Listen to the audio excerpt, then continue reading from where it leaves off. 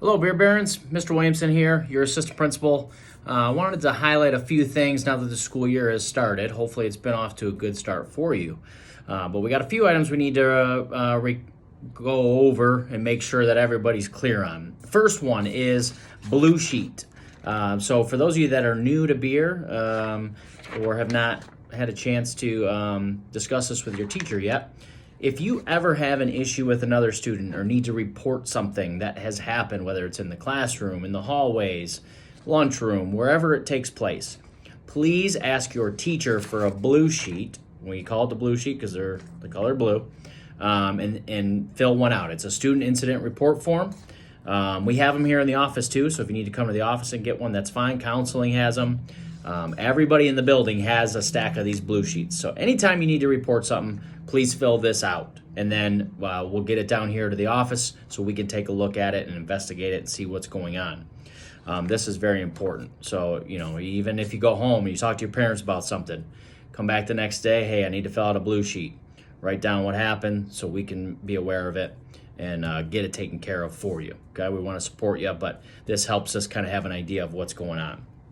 Second thing is a referral sheet. So if you happen to get in trouble in class or wherever it might take place, hallway, cafe, outside, could be at any time, your teacher's going to fill out a referral sheet. They send this down to the office. We then call you down and talk through it with you, decide where things are at as far as is it a first offense, second, or more, and then issue consequences as necessary there. Consequences can lead anywhere from just a phone call home, could be lunch detention, could be an in-school suspension, could be an out-of-school suspension, and those could be for any number of days.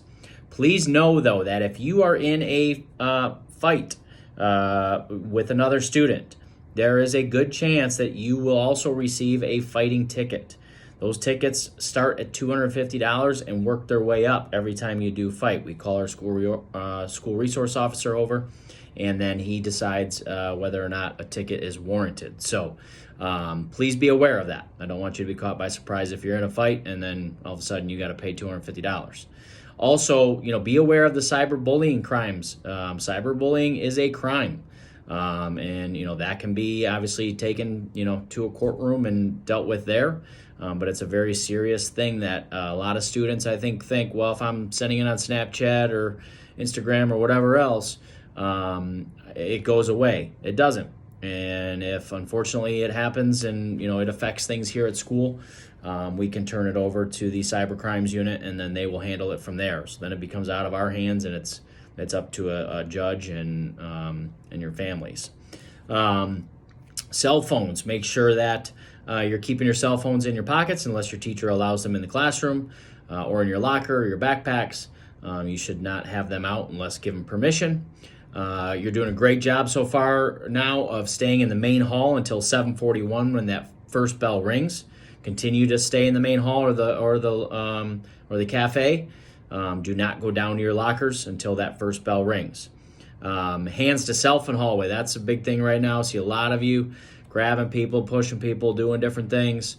There's people that are starting to be written up for that and having consequences for it. So please make sure you're mindful of that in the hallways. And then also, decide maybe you don't need to go to your locker every hour. Many of you don't have multiple textbooks anymore, so there's not really a need. If you can carry your laptop in a couple folders for the first couple hours and a binder or whatever you need and take it to the first 3 classes without needing to go to your locker, please do that. That will cut down on tardies, which we're getting to a point where some teachers are locking their doors as soon as that bell rings, and then are going to have to ask each one of you and start marking tardies as you head in. And if eventually you get so many tardies, there are consequences for that too. So just try to be mindful of, do you need to go to your locker every hour? You definitely don't need to if you're in B lunch because you're just going back and forth from class. So no locker is needed after B lunch. So that should be definitely not needed unless you really needed to grab something. But other than that, we're happy to see you back. Continue to keep your masks up and continue to be respectful in class and doing a great job. Thanks. Enjoy your rest of your day and your weekend.